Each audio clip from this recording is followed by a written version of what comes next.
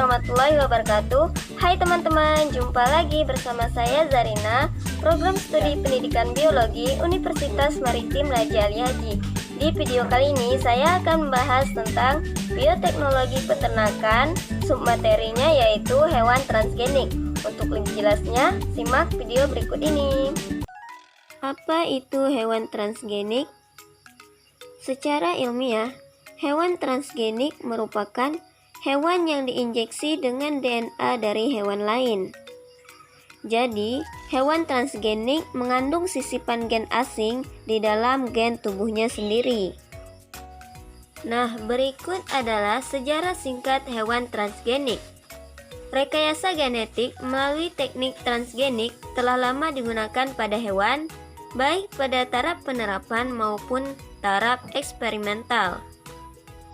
Hewan yang telah berhasil dikembangkan menjadi hewan transgenik adalah mencit, sebagai hewan pionir yang pertama kali dibuat.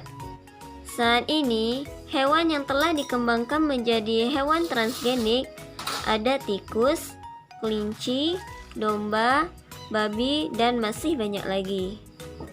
Domba dan kambing transgenik telah berhasil mengekspresikan protein asing di dalam susunya. Hewan transgenik dikembangkan dengan 4 cara.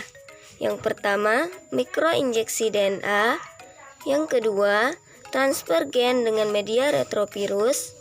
Yang ketiga, transfer gen dengan media sel cangkukan embrionik. Dan yang terakhir, teknik stem cell embryonik. Yang pertama ada mikroinjeksi DNA. Mikroinjeksi DNA dilakukan dengan melakukan injeksi langsung gen yang terpilih yang diambil dari anggota lain dalam spesies yang sama ataupun yang berbeda ke dalam pronukleus ovum yang telah dibuahi. Langkah-langkah mikroinjeksi DNA.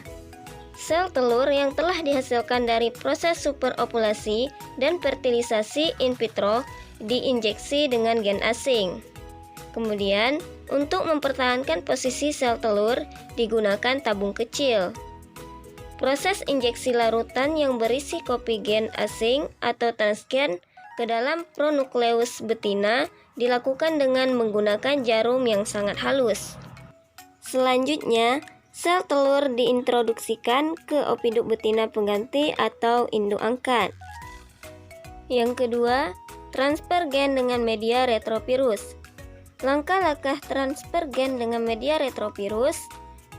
Transfer gen menggunakan retrovirus sebagai vektor. Kemudian, menginjeksikan DNA ke dalam sel inang. DNA dari retrovirus berintegrasi ke dalam genom untuk bekerja. Yang ketiga adalah transfer gen dengan media sel cangkokan embrionik. Langkah-langkah transfer gen dengan media sel cangkokan embrionik.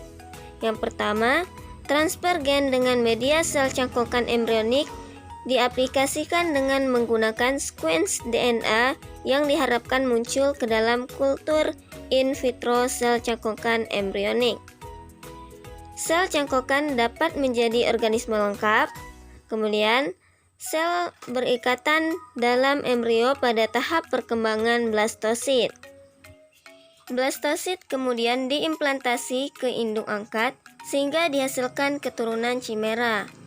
Untuk mendapatkan keturunan yang homozigot, dilakukan perkawinan secara berulang-ulang antara sesama keturunan chimera.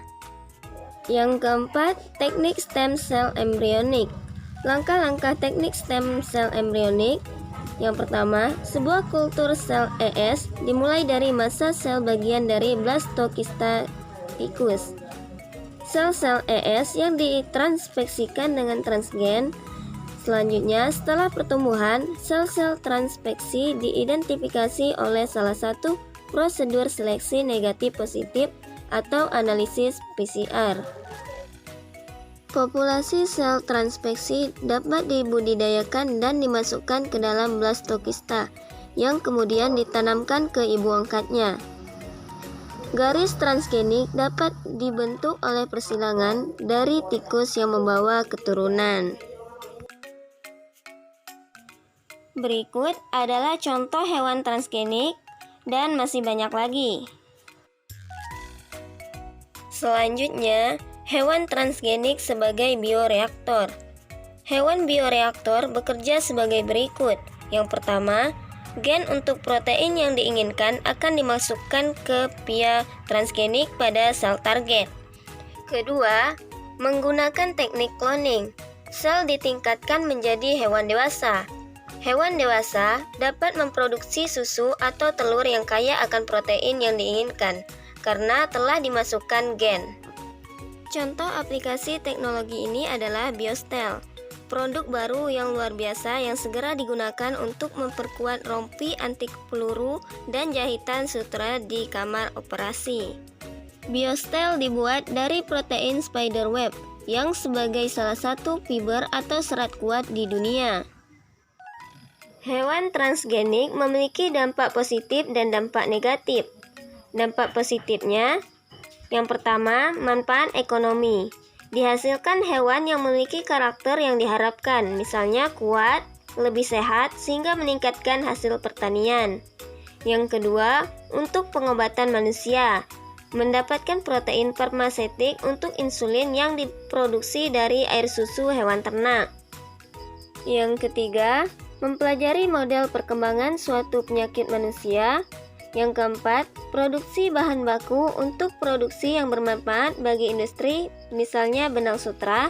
Dan yang terakhir, mempelajari rekayasa gen, ekspresi gen, dan perkembangan hewan mamalia.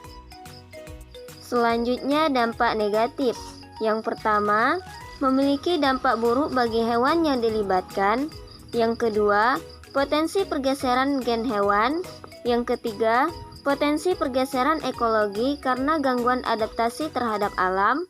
Yang keempat, potensi mudah diserang penyakit karena gen lemah. Dan yang terakhir, potensi erosi plasma nutfah hewan yang memberikan ancaman bagi eksistensi hewan ternak.